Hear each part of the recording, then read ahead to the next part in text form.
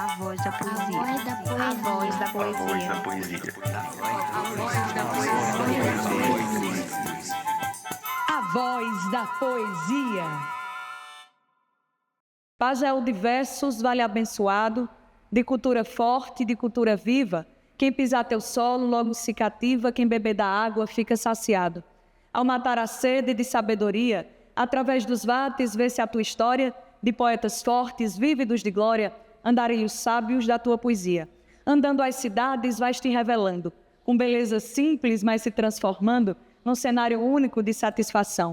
Se o rio com teu nome não mais existir, dos rachões da lama ainda vão surgir, provocados versos pela inspiração. Olá, minha gente, eu sou Isabelle Moreira e a gente começa hoje mais um episódio do podcast A Voz da Poesia. Nesta terceira temporada, eu converso com os mestres e as mestras do nosso sertão do Pajeú. E aqui hoje eu estou com ele, esse cabra espetacular, maestro, multi-instrumentista de uma carreira incrível. Cacá Malaquias, obrigada por estar aqui, por aceitar o nosso convite e por conversar comigo aqui no podcast A Voz da Poesia. Poxa, obrigado a você, Belinha, Isabelle Moreira, grande figura aqui, poetisa aqui do Pajeú. Obrigado pelo convite, a gente sabe da importância, né, do podcast hoje. Então, para mim é uma satisfação imensa participar. Cacá, gente, é um amigo querido, Cacá é uma pessoa de quem eu sou muito fã. E quem já tem acompanhado a gente nos outros episódios, que está chegando aqui agora, sabe que é uma conversa espontânea, é uma conversa de amizade, é uma conversa de calçada, é uma conversa de fã para alguém que se inspira, que admira, não só para mim, mas para toda a carreira e trajetória do Pajeú. E para conversar com o Cacá nesse início, eu já começo do começo mesmo, feito a gente diz, porque a carreira de Cacá, ela começa muito do comecinho, ela começa na infância, ela começa com a história de uma criança muito inspirada, de uma criança buliçosa, de uma criança talentosa. E Cacá, você inicia, né, publicamente a sua vida artística aos 7 anos de idade. É muito novinho, é muito dia da criança, é Nossa Senhora Aparecida abençoando para começar. Como é que se deu esse seu contato com a música e já assim, aos 7 anos já está nos palcos? Bem, a minha família é uma família tradicional no que diz respeito à música instrumental, né? O meu pai, o maestro Petronilo Malaquias, ele foi maestro aqui da banda filarmônica, a banda centenária Filarmônica Santo Antônio, aqui de Carnaíba, e ele ensinou música para todos os filhos, inclusive algumas mulheres chegaram a tocar. E eu comecei, com 7 anos de idade, comecei a tocar clarinete na banda Filarmônica Santo Antônio, a qual o meu pai era o maestro. E com 10 anos de idade eu passei a tocar sax alto, e aí daí comecei a tocar em vários grupos. A Superoara, por exemplo, de Arco Verde, foi a minha primeira experiência de palco. Uma banda baile muito conhecida, né? Fui tocar nessa banda que tinha aquele formato das big bands clássicas americanas, né? Porque se tocava de tudo, rumba, cha-cha-cha, fox. Mas também eu não larguei o forró pé de serra. Também toquei muito no forró pé de serra aqui com o Manelzinho do acordeon, que foi professor aqui da Escola de Música de Carnaíba. Aí fiquei perambulando, Afogados da Engazeira, Serra Talhada, Arco Verde, Paulo Afonso, Crato. E eu era muito cogitado por essas bandas de baile na época, que eram muito fortes na época, né? Tinha vários clubes, em todos os municípios tinha clube, então eu ficava andando para lá e para cá. E fiquei atuando nessas bandas de baile, nos grupos de forró pé de serra, até meus 18 anos, porque eu fui tocar no Crato, né? No Oásis do Ritmo, uma banda de lá, e depois eu fui parar em São Paulo. É um percurso do menino serelepe que saiu pequenininho nos palcos, e esses palcos foram abrindo estradas.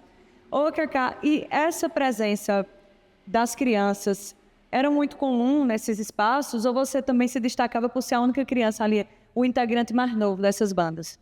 Boa pergunta. Exatamente, não tinha muita criança na época.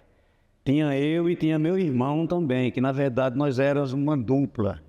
O meu irmão, digamos, quando eu fui tocar na Super Oara, ele também foi. Eu tinha 10 anos, o meu irmão tinha 12. Inclusive, num programa de rádio, na época, não me lembro se era a Rádio Olinda, que estava participando do Natal lá em Arco Verde, o cara colocou o nosso apelido, Pinguinho e Pingão. Eu era Pinguinho e meu irmão era Pingão. E olha, Isabelle, era tipo atração. Quando a Super Oara, ou a Oara, inclusive a Oara quer dizer Orquestra Arcoverdense de Ritmos Americanos, pouca gente sabe disso. E nessas apresentações da Oara, era no mínimo assim meia hora o público na frente, olhando e observando a gente tocar, a ponto de chegar e alguém colocar o ouvido assim para ver se era verdade, Sim. se a gente estava tocando mesmo. Então era um sucesso total, mas tinha pouca criança, porque foi um período de 1965 até 1970. Depois o meu pai foi convidado pelo governo municipal de Flores e ele ficou lá. E sempre ele levava eu e meu irmão para ajudar, né? Então eu sempre convivi com meu pai, sempre convivi com a música. E nós ficamos lá de 70, 71, 72, 73. Depois que eu comecei a tocar nos congros de Serra Talhada, aí comecei a ir para outra, saindo da banda filarmônica e começando a fazer baile. Mas tem um detalhe importante. Em 1967, o meu pai foi convidado pelo governo municipal de Princesa Isabel, em 67, e não tinha transporte. No começo a gente pegava o trem aqui em Carnaíba, descia em Flores, dormia lá em Flores na estação, esperava amanhecer o dia para tentar pegar um transporte para ir para Princesa. Mas aí não, como o meu pai era alfaiate também, e a gente começou a ir a pé. Sim. Nós andávamos 30 quilômetros para ir para a Princesa Isabel, não é? E meu pai, eu e meu irmão, a gente saía aqui de Carnaíba no domingo, 2 horas da manhã, e saía viajando aqui por Quixaba, Lagoa da Cruz, ia para a Princesa, chegava lá tipo 7 horas da manhã, na segunda-feira. Daí ele já, como ele era alfaiate, ele começava a trabalhar, ensinar música, e voltava de Princesa Isabel para Carnaíba na sexta-feira depois do ensaio. Tipo 11 horas da noite a gente saía de Princesa, chegava aqui em Carnaíba de manhãzinha. Era o percurso de andarilho mesmo, né? Exatamente, mas com relação à criança, o meu pai gostava muito no trabalho de base, ele gostava muito de trabalhar com criança, porque esses lugares onde tinha muitos músicos, já que muitas vezes profissionais, não dava muito certo a relação, sabe, do maestro, do professor com esses músicos. Sempre tinha algum problema. E meu pai era um cara muito inteligente, muito experiente, então ele preferia formar uma base para poder fazer a banda. Aí sim, tinha muita criança, Flores, Princesa. Ele atuou em Serra Talhada, atuou em Tavares, um cara andarilho. Ô, Cacá, é tanta pergunta, porque a tua trajetória ela realmente é muito imensa. E é um menino fácil de se aposentar da gota, né? Começou a trabalhar com 7 anos, já deu as contas de 2, 3 aposentadorias de serviço prestado. Mas é muito assunto porque a sua trajetória ela não só é longínqua em quantidade, como ela é muito densa e muito relevante. Não só na região do Pajeú. Você tratou de esse signo mesmo, esse significado da Super Oara, que é uma banda muito conhecida dos bailes, das festas públicas, inclusive, e particulares. Esse significado eu já tinha aprendido com você, inclusive, numa conversa nossa certa vez em Afogados da Engazeira, e para mim foi uma curiosidade, porque eu não sabia, né, desses contextos de formação de banda. Mas quando você integra diversos projetos, inclusive projetos de uma relevância, de uma proporção muito maior do que a gente imaginava, para o período, você também se torna referência para outras crianças daquele ambiente, para outras pessoas, e como seu pai também já fazia um trabalho de formação, e mesmo acumulando outras funções, né, por uma questão até de precisão, do que a gente sempre tem isso na nossa região, nem sempre é possível viver da arte, da música, mas você se encaminha para um trabalho profissional muito exclusivo com a música e com essa trajetória. Então me diga, como é que se deu assim, essa sua relação do profissionalismo com a arte? Assim, eu vou fazer disso uma carreira profissional? Ou teve aquele momento de baixa, de desgosto, de não quero mais música na minha vida, eu vou tirar a música da minha vida, eu vou parar com essa carreira e vou trabalhar com outra função, né? Porque você já teve empreendimentos, mas sempre ali com a arte atrelada, né? de restaurante, aquele negócio. Como é que se dá esse profissionalismo, né, de seu pai ser um alfaiate, ser professor de música, e esse Cacá que precisa se sustentar, porque essa criança se torna adolescente, que se torna adulto, e as contas chegam para arcar, como qualquer outro compromisso que a gente assume na vida. Muito bem. A minha vida profissional, como eu falei para você, começou aos 10 anos de idade. Então, eu já comecei a tocar, a atuar nas bandas de forró, pé de serra, nas bandas de baile, e aí já comecei a ganhar meu dinheiro. Então, eu era um menino assim que usava relógio, tinha bicicleta, comprava minhas roupas. É um luxo. Ajudava em casa também. Ajudava em casa, de vez em quando eu dava um dinheiro para minha mãe. Mas era pouco.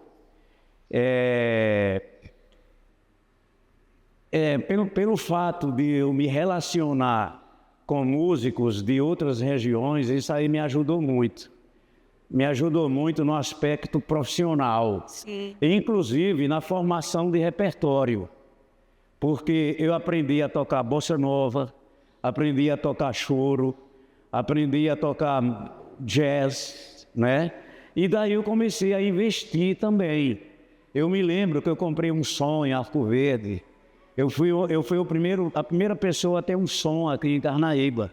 Então eu comprei 2 caixas grandes, comprei uma vitrola, porque eu era apaixonado por música, ainda sou. Sim. E eu via muito que eu acho que é muito importante você ouvir. Eu acho que ouvir é onde você começa a criar. É igual poesia, é igual repentista, né? Quanto mais você tem informação, uma hora ela vai sair e você começa a construir o seu trabalho, a sua personalidade. E isso aconteceu comigo por causa disso. Eu gostava muito, investia, comprava disco. Por exemplo, ia para Campina Grande, a primeira coisa que eu fazia era procurar uma casa de disco. Chegava lá, procurava, já sabia o que eu ia comprar e comprava. Investia muito minha grana nessas coisas. Mas aí foi no Crato onde me ajudou, eu tive muita ajuda na parte intelectual. Porque o Crato, em 74, tinha festivais, tinha grupos de artes, né? Já era uma região ali, um lugar que já tinha universidade, tinha faculdade de Direito, muita gente de fora para estudar. E eu me apaixonei por essa cidade, sou apaixonado pelo Crato. E foi através do Crato que eu tive acesso ao rock pesado, rock europeu, a bossa nova, a MPB, ao jazz, a música clássica, não é? E foi de Crato que eu fui para São Paulo. Eu fui para São Paulo por causa do Crato, porque tinha uns músicos do Crato que moravam em São Paulo, e eles estavam passando férias em janeiro, que era o período dos ensaios para o Carnaval, e daí um deles me viu tocar e disse: rapaz, quantos anos você tem? Eu falei: eu tenho 18 anos. Poxa, você tem que ir para São Paulo, o que você está fazendo aqui? Você improvisa, você lê, tem um sopro bonito, tem repertório. Mas aí eu tinha muito medo de São Paulo, muito medo. A minha vontade era ir para o Rio de Janeiro. Mas antes disso, Belinha, você você falou das dificuldades. E eu estava desistindo, realmente desistindo Teve esse de momento. música. Porque muitos jovens aqui de Carnaíba, eles estavam indo para o Recife para tentar entrar na faculdade, na universidade, Sim. e outros indo para Bananeiras, na Paraíba, onde tem um colégio agrícola. E nessa aí, minha mãe disse, olha, Carlos, você vai ter que procurar o seu futuro, a gente sabe, ela é experiente com música, né? Sabe, a família inteira, Pois é, o marido, o professor, o menino. exatamente, aquela dificuldade, ela disse, olha, para que você não faz como filho de fulano, de cicrano, de beltrano, você vai lá para Bananeiras tentar, vai tentar o colégio agrícola. Eu falei, eu vou. Aí comecei a estudar particular aqui com os professores, aí juntou uma turma, inclusive a Dier que foi também. É de Arquitaga. José estava também, que é meu amigo de infância. É esse amigo que Ele foi também com a gente. incrível. Mas olha, isso aí foi antes, comecei a estudar, mas aí eu fui tocar o carnaval no Crato. Quando o cara me convidou para São Paulo, que ele falou, não, Cacá, São Paulo nossa, é uma cidade maravilhosa, ó. Se você chegar amanhã, no outro dia, você está empregado com música, porque tem emprego demais, cara. Tem samba, tem MPB, tem orquestras. Aí ele me falou sobre Hermeto Pascoal, sobre os músicos que estavam lá, que se encontravam na noite e tal. Aí eu comecei a mudar de ideia. Rapaz, quando eu cheguei em Carnaíba, eu falei pro pessoal, olha, eu não vou mais para Bananeiras, não, eu vou embora para São Paulo. Rapaz, Conexão para... aí foi uma confusão, fizeram uma reunião, você não vai não. Eu falei, eu vou. Digo, olha, eu sou maior de idade, então eu posso ir para onde eu quiser. Aí o meu pai disse, não, deixa ele ir. E foi assim, eu já tinha comprado a passagem, eu falei, ó, já comprei a passagem, vou sair do Crato, eu só estou passando aqui para me despedir dos meus amigos, despedir de vocês, que eu vou me embora. Aí voltei para o Crato e fui para o Crato, só que tem um detalhe, eu fiquei 2 dias na rua, Em São Paulo. em São Paulo, porque os endereços, aqui em Carnaíba não tinha telefone na época, e era tudo por carta, correio e tal, eu levei uns endereços da família do meu pai, da minha tia, e ela havia mudado, eu chegava, poxa, fulano mora aqui, não, a pessoa mudou aqui faz uns 6 meses e tal, e daí eu fiquei ali no metrô ali entre a estação do Paraíso até a estação Santa Cruz do metrô, aquele movimento todo, a gente sabe que São Paulo não para, é 24 horas no ar, e eu fiquei ali na estação, ali, esperando o dia amanhecer. Inclusive um cara me levou para uma construção, um nordestino viu e ele sacou que eu estava meio perdido, ele chegou até mim e disse, escuta, você é de onde? Sou lá do sertão de Pernambuco, mas você parece estar meio perdido. Aí eu contei a história para ele disse, olha, tem um primo meu que está trabalhando numa construção, isso na Vila Mariana. Sim. Está trabalhando numa construção, eu vou levar, vou falar com ele, eles têm um quarto lá, vou falar com ele para você dormir lá.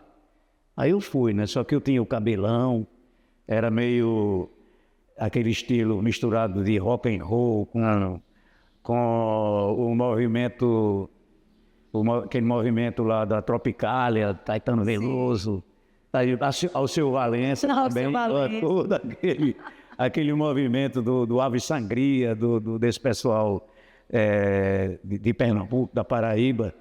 Enfim, o cara não me deixou dormir, eu voltei, porque ele não me conhecia, viu ali aquela figura, né, estranha. Estereótipo bater. Pois é. Aí eu não tive conversa. Como eu já tinha experiência com a vida de andar desde os 10 anos, eu nem estava chorando, nem estava achando dormir. Eu estava achando era bonito a cidade, aquele movimento todo. Esperei amanhecer o dia e fui atrás de um outro endereço. Na zona sul de São Paulo. E a pessoa foi quem me achou. Eu não vou contar porque é muito longo. Vamos adiantar as conversas que é melhor, que isso aí é uma história muito longa. Mas a pessoa que eu estava procurando foi quem acabou me encontrando pelo fato de eu estar ali andando. E tem uma coisa que o nordestino, né? O nordestino ele é muito atencioso. Quando ele percebe que você é um nordestino, é um sertanejo, ele vai fundo e quer saber o que está acontecendo e te ampara. E essa pessoa que me achou foi uma pessoa de Carnaíba e me deu a maior assistência. E a partir daí, só coisa boa começou a rolar em São Que Paulo. maravilha. Essa generosidade nordestina, né? Que a gente tanto fala que tem. Fulano tá sozinho, vamos descobrir o que é. Pois é. Eu brinco dizendo que aqui, mesmo que você queira tomar uma cerveja sozinho num bar, você não consegue. Porque se sentar, o povo já vem, tá acontecendo alguma coisa. Até o garçom se senta com pena. Não dá tempo ninguém sentar sozinho, não. Se for numa praça, do mesmo jeito. Tá precisando de quê? O que foi que houve que tá só? É esse sentimento de... E até o costume da gente de ser coletivo, né? Sempre a gente tá atrelado com mais gente, de sempre a gente tá em grupos. E você, Cacá, é uma pessoa que está em grupos, que sempre está no coletivo, que sempre tudo o que você faz no seu efeito nunca é só para Cacá Malaquias, é sempre um efeito coletivo, né? Carnaíba, que aqui estamos em Carnaíba, no seu território, no seu terreno, é uma cidade muito sagrada, muito bonita, que eu tenho muitas boas amizades cultivadas aqui. E Carnaíba é muito reconhecida dentro e fora do Pajeú como uma terra musical, como terra de músicos, inclusive de músicos que repercutem, de músicos que saem daqui, que vão integrar grupos, que vão fazer história fora, que voltam e que moram aqui, né? Até aquele exagero pajeuzeiro do ser, mas que não deixa de ser uma verdade, de dizer que cada casa daqui de Carnaíba tem instrumento musical, e não é só por enfeitar, é ter quem saiba tocar o instrumento, é ter quem saiba executar. E Cacá tem esse movimento, né? Essa figura do Cacá Malaquias tem esse movimento de ser maestro, de integrar diversos projetos, inclusive de você ser, dentro de Carnaíba, um precursor, porque você sai, faz isso, volta, né? Essa coisa do cabra dizer, vamos para São Paulo, que lá é onde acontece, né? Mas esse Cacá acontece fora, tocou com orquestra fora também, e volta para devolver, talvez, ou fazer essa troca ainda, essa permuta com Carnaíba do que aprendeu nesse mundo. Por que Cacá volta para cá? Porque Cacá podia estar... né? Feito Márcio Santos, nosso vizinho aqui de Flores, Pajauzeira, esse pedaço de Maci, Flores, Serra Talhada, tudo, que foi-se embora e fazer trilha para filme estrangeiro, foi-se embora morar fora e passeou esse diamante tão precioso nosso. Por que a Cacá Malaquias volta para fazer acontecer tanto em Carnaíba e no sertão do Pajeú? Então, morando em São Paulo, eu nunca deixei de vir aqui em Carnaíba e no Pajeú. Então eu fazia questão de todo ano, exatamente nessa época do fim de ano de janeiro, onde se para tudo, todo mundo entra de férias e tal, viaja, e eu vinha para cá, né? E o pessoal aqui, as crianças, a população não só de Carnaíba, mas do Pajeú, elas ficavam antenadas porque sabiam, pô, Cacá Malaquias tocou com Roberto Carlos, Cacá Malaquias tocou com Fábio Júnior, com Raul Seixas. Vira e mexe, eu estava no programa do Faustão, no programa da Xuxa, no programa do Serginho Grosma. Inclusive as viagens internacionais também, que eu fiz muita. Participei de muitos festivais em alguns países da Europa, como Alemanha, Portugal. Estive no Japão, alguns países aqui da África, e vários países da América Latina, Argentina, Uruguai, Estados Unidos, enfim, sempre participando de festivais e indo também com os cantores, né? Viajei muito com os cantores também. E isso aí a galera ficava sabendo, porque via na televisão, vinha nos programas.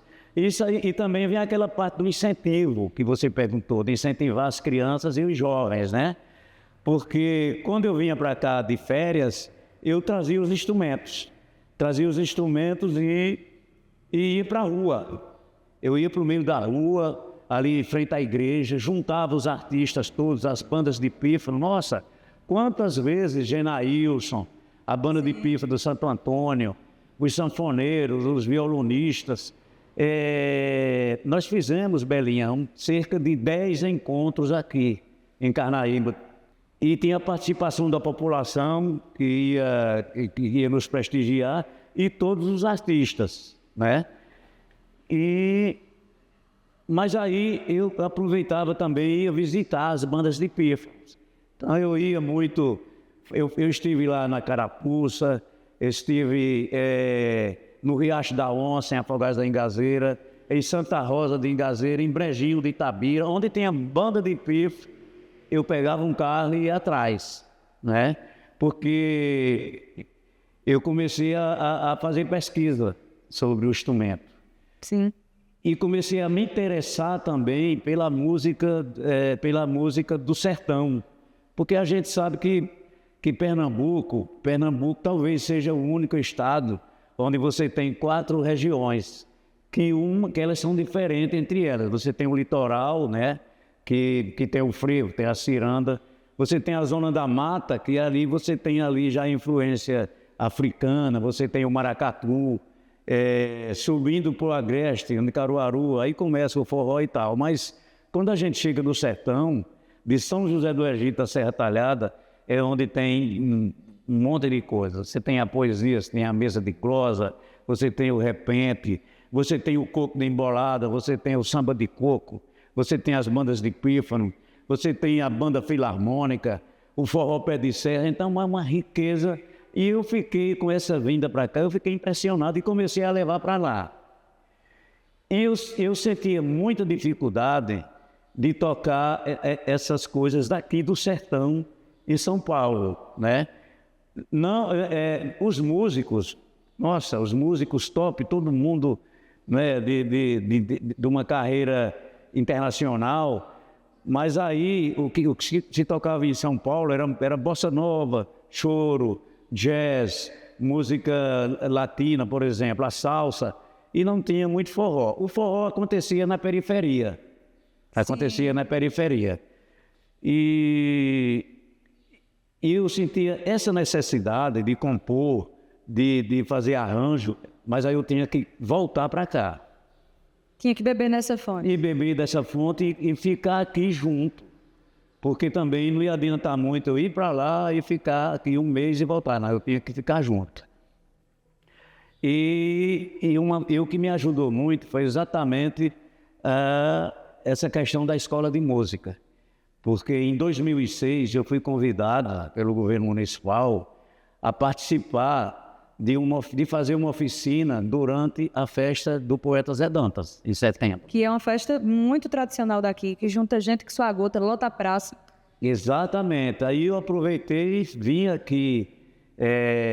E já tinha a escola de música. A escola de música foi fundada em 2005. Aí eu vim em 2006 e me chamou a atenção quando eu cheguei na escola que entrei, que vi aquela quantidade de jovens, de crianças, e também a quantidade de instrumentos, né? Saxofone, clarinete, tuba, trombone, bombardino, flauta, a quantidade de instrumentos e de alunos. Isso aí me chamou a atenção e eu já, rapidamente, eu falei, é agora que eu vou ter que vir para cá, porque agora tem uma estrutura, eu vou... E foi o maior sucesso essa questão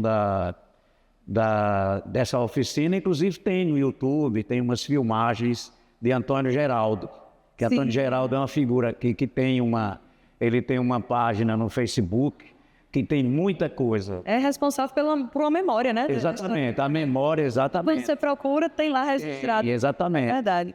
E foi o maior sucesso. Aí eu também presenciei também a força da festa de Zé Dantas. Falei, rapaz, que coisa bacana. Quando foi em 2007, eu já trouxe o maestro Nailô Proveta. Aí Spock sabia que a gente estava vindo, ele já trouxe a Spock Frevo, entendeu? Tudo isso aí está registrado. Esse encontro. Aí o Spock já... muito isso. Poxa, aí juntou eu, Spock Frevo e Proveta, a gente foi maior fuar na rua ali da igreja, na rua José Martins. Menina, vou dizer uma coisa. O Spock fez um arrastão, uma coisa linda. E daí, quando foi em 2007, aí eu já chamei o prefeito, eu falei, olha, rapaz, eu estou querendo vir embora para cá. Ele disse, é mesmo, rapaz? Tu quer mesmo vir? Eu não acredito não. Eu digo, venho sim. Ah, rapaz, então se você quer vir, foi Anchieta Patriota. Se você está interessado em vir para cá, então vamos sentar e vamos conversar. Quando a gente conversou, a gente acertou, falei, olha, 2008 eu estou vindo aqui no começo do ano e eu estou trazendo a família e vou vir para cá e vou ficar. Pronto, quando eu cheguei aqui,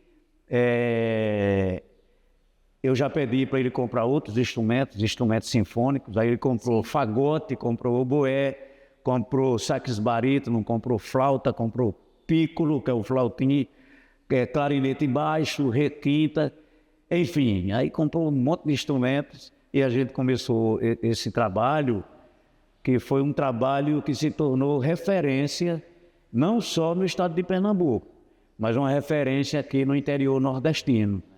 A gente chegou a gravar um DVD em 2010.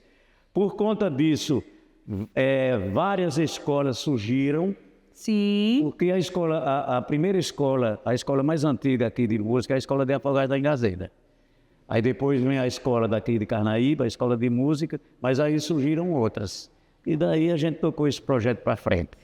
Não, você me deu uns dois motes aí de puxar assunto, e eu vou entrar nisso com certeza.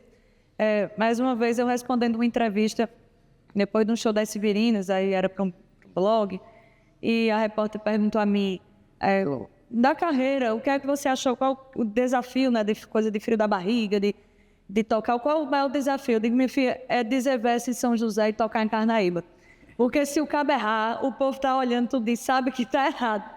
Eu vou fazer isso fora, aí se esquecer já era. Mas tocar em Carnaíba, o público inteiro todo mundo assim, ou é instrumentista, ou é cantor, ou é musicista, ou é, sei lá, vai inventar qualquer coisa. E quando toca por baixo, toca muito bem um instrumento, o baixo. O resto vai tocar 2, 3, 4, 5. Eu digo, os 2 serviços mais pesados na minha vida é dizer verso em São José e tocar em Carnaíba, isso é um negócio da gota. Mas você falou em 2 vertentes muito legais. Eu vou perguntar, não na ordem que você falou, da banda de pífano, eu vou perguntar daqui a pouquinho, e sobre as escolas de música, né, que surgem, as bandas também, consequentemente, porque a escola ela se torna um projeto, mas cada escola, nem toda escola necessariamente vai ter a sua banda e vice-versa. Às vezes a própria escola fica só no formato de escola com apresentações anuais como resultados, e às vezes a banda ela tem até um percurso próprio ali, quase que paralelo ao projeto da escola.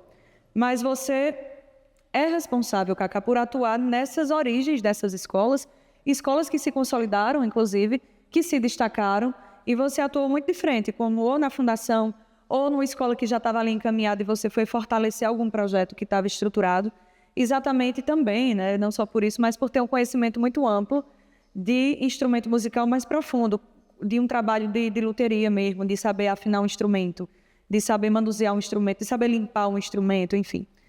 Como é que se deu essa sua trajetória nas escolas? Porque em Carnaíba você tem um trabalho registrado, consolidado, e tem trabalhos aqui no Pajeú e até em outros estados que pouca gente sabe dessa sua atuação direta. Rasgue essa seda mesmo, assim, conte pra gente coisas que eu já sei de sua vida, enfim. Tenho a honra de lhe conhecer e de ser muito fã, como eu já falei, mas eu acho muito importante a gente ter isso registrado para saber de como uma pessoa só pode fazer uma diferença coletiva. A escola, quando eu cheguei aqui em Carnaíba, ela já tinha os professores. Tinha professor de acordeon, professor de violão, professor de teclado. Aí tinha 3 mestres também aqui, oriundos da banda Filarmônica Santo Antônio, que era o maestro Antônio de Tirana, que é um cara que sabe fazer um trabalho de base.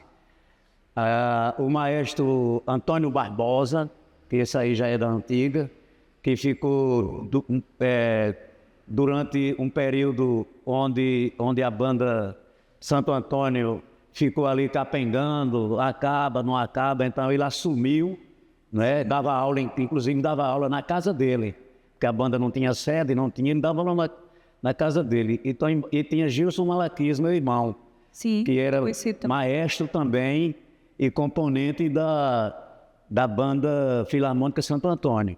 Então tinha esse trabalho de base aqui. E eu vim, o meu papel era adiantar um pouco, sair daquela questão da banda filarmônica e avançar, ir para bandas e para o lado sinfônico. Tanto que o prefeito comprou todos esses instrumentos sinfônicos, né? E eu consegui, em pouco tempo assim, eu cheguei em 2008, em 2010... a gente conseguiu montar, Belinha, uma banda sinfônica. Agora, assim, era só criança.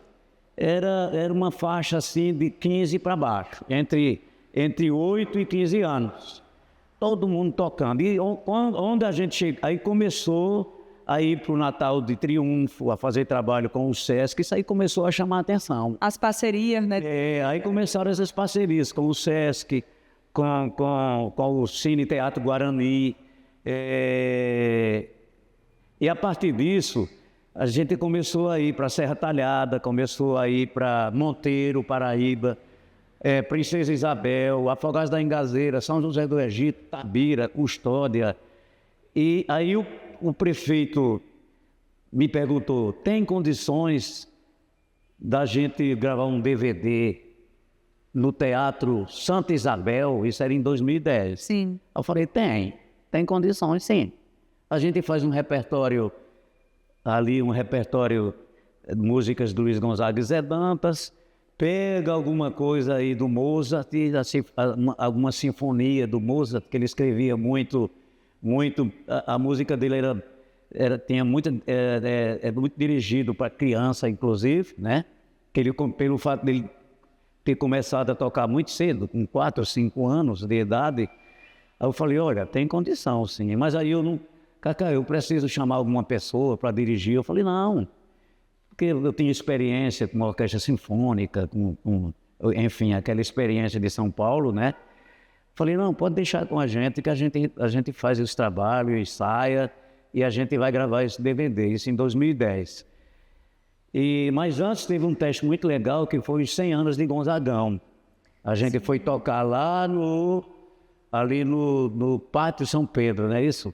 A gente foi tocar lá nos 100 anos de Gonzagão. No Recife. Aí estavam os músicos todos de Recife também. Aqueles músicos conhecidos, o pessoal, todos eles foram lá também para ver, né? Porque foi um impacto muito grande. E daí a gente foi para o Recife, as famílias aqui de Carnaíba, 2 ônibus, a gente foi lá para o Santa Isabel e a gente conseguiu gravar o DVD, que foi um sucesso.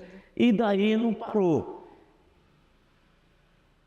Aí com esse sucesso todo, Belinha, veio um pessoal de Salgueiro para cá para montar uma escola por conta desse trabalho desenvolvido aqui. Já do bom exemplo que Carnaíba estava dando. Exatamente. Aí o pessoal veio para cá, nós fizemos uma apresentação aqui na Escola de Música para o pessoal de Salgueiro e eles me levaram para lá para montar a escola, toda a estrutura e inclusive ser o coordenador, professor e coordenador. E a gente fez uma seleção e tal, deu certo. Depois veio a Escola de Música de Quixaba também. Quixaba foi um trabalho muito bonito. Foi, aí eu fui para lá também coordenar a escola. Aí eu fui para Tabira também, foi a mesma coisa. A gente montou, inclusive, uma estrutura boa em Tabira. Depois, Afogados da Engazeira, que já tinha a Escola de Música, eu fui convidado para ser diretor, inclusive a gente se encontrou lá várias vezes. Bastante. Você dirigindo a escola, com várias atuações, uma reestruturação, inclusive, de algumas formações de lá, né? Exatamente. Um trabalho muito bonito.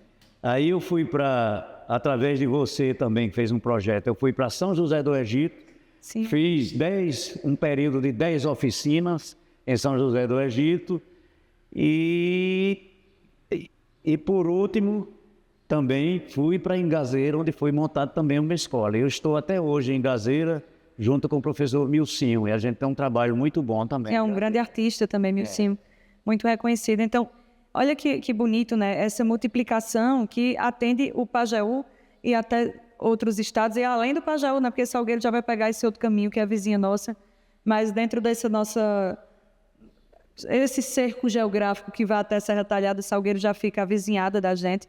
E como isso serve de exemplo. E eu fico tão satisfeita, Cacá, quando eu vejo um projeto que é nosso, que é daqui do Sertão, fazendo história num palco do teatro mais emblemático que a gente tem em Pernambuco, fazendo história em palcos, fazendo história na capital, fazendo história em outras cidades, porque muitas vezes a mídia é uma grande culpada disso, de alimentar uma boa parte desse estereótipo equivocado de que o sertão é lugar de seca, de fome, de tragédia. Aqui é um lugar profundo de riqueza, né? Aqui, quando a gente está no nosso período de inverno, que é curto, os nossos 3 meses de inverno é mais acentuado, isso aqui se veste de verde, que dá inveja a qualquer mata atlântica de ver as tonalidades de verde. As plantas da gente não morrem, elas cochilam na caatinga, né? Você passa perto de um buzeiro, você diz bichinho, tadinho, que coisa penosa. Um buzeiro está cochilando de olho fechado, quando desperta num verde mais bonito. Aqui é um potencial absurdo de talento de música, de talento artístico, de diversos recursos humanos, que é uma coisa que eu nem gosto de dizer muito, porque a gente parece até que objetifica, né, o que é a humanidade. Mas é tão profundo o que a gente tem, que quando um projeto desse ganha voz e ganha vez em outros lugares, eu fico muito mais feliz, porque é esse sertão, é esse Nordeste que eu quero que repercuta, é esse Nordeste que eu quero que viva, e é para isso que eu luto toda vez que eu uso algum microfone fora. Vão para lá conhecer a Festa de Louro, vão olhar para a Festa de Zé Dantas, vamos para lá para a Serra Talhada ver o Massacre de Angico, ver o Museu do Cangaço. É isso que eu gosto de ter, essa nossa riqueza tão bonita que é cultural e que a gente encontra aqui. Então, esse percurso que você faz com essas bandas que saem, que voltam, e que esses projetos existem até hoje, né? Quando você falou lá de São José, foi oriundo de um projeto que eu fiz parte com a Escola de Música Cícero Davi, que também tem banda. E foi nessa outra etapa, né? A Cícero Davi ganhando instrumento musical. E, assim, quando divulgou que Cacá Malaquias vai estar fazendo oficina, lotou. Veio gente que já integrava a banda, que tinha parado de tocar há muitos anos e que voltou naquele momento para ter de novo contato com um instrumento ali. Isso é muito rico e muito forte. Eu me encho de orgulho um bocado com isso. Por isso que eu me mostro a tuas custas, né? De dizer que sou amiga de gente assim. Agora, Belinha, eu fiz um trabalho de pesquisa muito grande aqui também, pouca gente sabe. Mas, assim, dando aula e tal, trabalhando com essa parte da educação musical, mas eu aproveitei também para pesquisar a nossa música aqui. Então, eu pesquisei muito sobre o pife, sobre o zabumba, sobre o coco de embolada, sobre a poesia matuta, sobre o repente, enfim. E o meu trabalho é todo em cima dessa riqueza aqui do Pajeú. E eu estive 2 vezes na Unicamp para falar sobre a música nordestina. Eu tive 2 vezes na Unicamp. Eu tive uma vez no Conservatório de Tatuí também. Levei alguns arranjos meus, algumas composições, né? Que eu tenho umas composições, eu tenho o frevo, mas o meu trabalho é mais em cima do choro, do chorinho e do forró. A dificuldade que a gente tem aqui é de formar grupos de instrumental um pouco mais em cima disso que a gente está falando, que é para poder a gente participar de festivais, enfim, de elevar cada vez mais a música, inclusive para mostrar para as crianças e para os jovens que música não é só aquilo ali, que a música ela não fica só numa banda de música, numa escola de música ali com aquelas formações, não. A gente trabalha sempre para ir crescendo, lógico, sem desvalorizar a banda filarmônica, sem desvalorizar a base, e muito menos os professores que têm aquele conhecimento básico, mas que eles ajudam bastante, porque aquele conhecimento básico, trabalhando na base, é onde vai ajudar as outras coisas, porque sem isso não vai para lugar nenhum. Verdade. E esse percurso que acontece aqui em Carnaíba, inclusive tem uma movimentação um tanto diferente do que acontece em algumas outras cidades da gente. Porque aqui se começa um movimento artístico com a música estudada, né? Com a música técnica, aprendendo a técnica musical. E é muito comum que os músicos venham do aprendizado comum mesmo, de serem autodidatas e depois passarem a estudar o instrumento. Aqui acontece muito o inverso. Você estuda um instrumento para depois pegar de ouvido e tocar com outras bandas, passear por outros experimentos musicais. Inclusive, a primeira vez que eu vi um músico tocando percussão com partitura, bateria com partitura, foi um músico daqui, porque eu nunca tinha visto na vida. Foi o meu primeiro contato, que ele estava lá com a pastinha tocando partitura e eu fiquei encantada. Obviamente não entendi nada do que estava, mas achei muito lindo, porque eu digo, hoje que arretado, a gente não precisa nem sair tanto para ver tantas tantas coisas acontecendo assim com isso. Então, esse trabalho técnico que você fala é muito relevante e claro que não é para engessar, né? Para aprender, é para ser exatamente o trampolim de dar o suporte e dar pessoal alçar outros voos. Exatamente. Eu aprendi uma coisa importante aqui em Carnaíba, que a gente trabalha com música, com educação musical, não é para você ser um profissional. Você vai ser um profissional se você quiser. Que hoje a gente sabe que você pode seguir carreira numa banda militar, Sim. pode ir para o Recife, pode ir para uma banda sinfônica, para uma orquestra sinfônica, pode ir para São Paulo, pode ir para onde você quiser. Só que tem que levar a sério, você tem que estudar como você estuda direito, você estuda para medicina, tem que ser. Música a gente sabe que é uma coisa infinita. Verdade. Não é? Mas que ela ajuda muito. Eu aprendi também, inclusive o maestro Ademir Araújo, uma vez ele me falou, Cacá, a música, ela atua nos 5 sentidos. Isso é verdade. Ela ajuda, ela atua nos 5 sentidos e eu sou prova disso. Eu tenho certeza absoluta que me ajudou bastante. E aqui em Carnaíba, as pessoas têm essa consciência, os pais, as famílias. Eles colocam os filhos para estudar música, mas aí eles não se preocupam se vão ser profissional. Muitos meninos aqui hoje são formados em medicina, são formados em direito, são formados em engenharia. E todos passaram pela escola de música, passaram pela banda filarmônica. E o importante é que a gente forma público. Como você mesmo disse, aqui em Carnaíba, se tiver uma zoada ali, é meia hora que o povo já cai em cima, já acerta, já fica. Agora não pode errar, como você falou. Não pode. Se der um vacilo É ali... um público exigente. É exigente. Exigente. E essa exigência veio desde de longe, porque eu me lembro, quando eu comecei a tocar clarinete e saxofone, se você não tocasse no saxofone o solo de vassourinha, se você não fizesse o solo de vassourinha, você não era considerado um saxofonista. Não estava batizado, não. Exatamente, não estava batizado. Se você não tocasse um choro, por exemplo, saxofone porque chora, espinha de bacalhau no clarinete, você também não era considerado um grande músico. Então, tem essas exigências. É as convenções. É um público exigente. Porque E se não desse certo, a própria família dizia, não, pode parar, você não dá certo, não. o jogador estava em casa mesmo. Você não tem jeito. Isso me lembra quando eu comecei a declamar. Aí a primeira vez que divulgaram o meu recital, né, tá o nome Isabelle Moreira, não sei o quê, o recital. Aí o carro de som passava avisando dentro da programação. Aí quando eu me arrumando em casa para sair, aí eu disse, mãe, não vai não. Ela disse, vou nada que eu não vi minha filha pegando num caderno nesses dias, tudo dia eu não vi você estudando para esse negócio não. E se você errar e na hora esquecer tudo e por dizer, pia, menina de Daura, não tá, vou não. Veja, mãe não faz disso uma profissão, mas tem o senso crítico de entender exatamente por ir muita cantoria de viola, por assistir muita declamação, por assistir muito recital. E aí depois, claro que ela foi, enfim, acompanhou, eu não esqueci de nada, não fui vaiada, deu tudo certo. Ela ficou orgulhosa, mas não me viu pegando num livrinho, num caderno para aprender, o povo daqui também. Da família mesmo a gente já manga, né? Em Carnaíba mesmo a gente já diz, epa, para um instrumento que não... Susto baião que não dá tanto talento, não.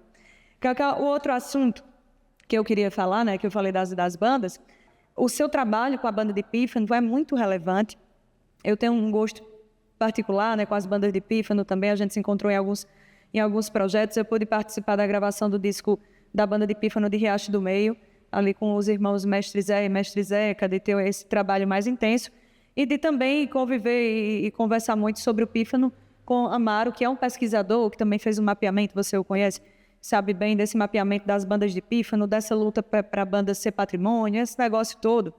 E o seu trabalho com essas manifestações da nossa cultura popular, com nossos mestres e mestras, inclusive de você não só tocar o estilo, incentivar, conhecer, mas de fazer disso com respeito, não é por uma descaracterização, ao contrário, você integrou projetos musicais com o pífano presente, inclusive com o pífano sendo um instrumento de destaque nas suas execuções musicais, de você levar o pífano para o palco e apresentá-lo como um instrumento clássico, por exemplo, um instrumento que integra uma orquestra, e apresentar o pífano e trazer sempre junto esses mestres das bandas de afogados daqui de Carnaíba, da zona rural, enfim, de comunicar, Serra Talhada, tudo isso.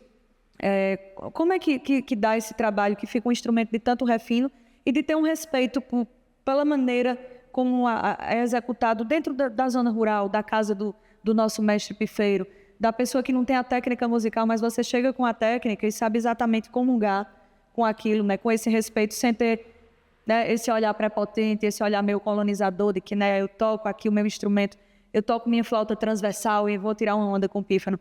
Eu sempre vi isso de maneira muito conexa. Fale um pouquinho para a gente da importância de ter esses mestres atuando, assim, de ter meninos como você atuou com o Vinícius, que é um menino novo lá de Afogados, pifeiro. Esse negócio todo aqui para a gente. Olha, o importante nessas bandas, inclusive para a manutenção da história, é que a maioria dessas bandas é centenária, né? Sim. E passa do pai para o filho, e vai, isso aí eu acho que é o que dá aquelas sustentações. É um negócio de geração mesmo. É o que mantém. E eles têm a própria maneira, a própria técnica de execução, né? Agora, eles são donos de um ouvido, esses pifeiros, eles têm um ouvido, que eu vou dizer uma coisa, é uma coisa muito refinada. Se eles escutar uma música, se você tocar alguma música perto deles assim, já era, já ficou ali gravado, depois eles vão tocar, né? Eu toco pife, eu gosto, porque eu sou sertanejo, eu gosto desse instrumento, inclusive o pífano o pífano e a rabeca, eu acho que são os dois instrumentos principais aqui da música nordestina, da música do sertão. Principalmente Luiz Gonzaga bebeu muito, Zé Dantas. Muito, né? Nesses fontes. Porque foram os primeiros instrumentos a chegarem aqui. Né? Mais acessíveis também, dinheiro, né? Mais fácil do transporte. Pois é, você vai ali no mato, pega o bambu, você não vai comprar um acordeon, por exemplo, que tinha que ir para o litoral, o saxofone, o clarinete. Para chegar aqui, era um Deus nos acuda e também muito caro. Mas a rabeca, você vai ali, na árvore ali tem um nome certo da árvore, eu esqueci. Mas você vai lá, corta, faz a rabeca, você pega o tatu também, um animal, dá para fazer uma rabeca. Você pega o bambu, a taquara, faz o pife. E você pega o zabumba, aquela árvore chamada tamboril. Hoje não pode mais fazer isso, graças a Deus, que tem que derrubar as árvores, né? Que bom. Mas aí era tudo na natureza, né? Agora, a técnica desses pifeiros, desses mestres, é uma coisa impressionante. Eles dominam um instrumento que é impressionante. O meu interesse pelo pifo foi exatamente para fazer essa mistura, essa fusão, levar para o palco e misturar com outros instrumentos, como eu fiz. Mas para tocar com eles, eu posso ir brincando e tudo. Mas assim, se for para tocar mesmo, eu digo logo, não, deixa vocês aí e eu fico por aqui, eu vou ouvir. Porque não dá para tocar com esse pessoal aí. Porque os caras são mestres mesmo, tocam desde criança, nasceram, assim como eu nasci ouvindo o saxofone e o clarinete, esse pessoal nasceu com essa, dentro da família ali, com o avô, e foi passando de pai para filho.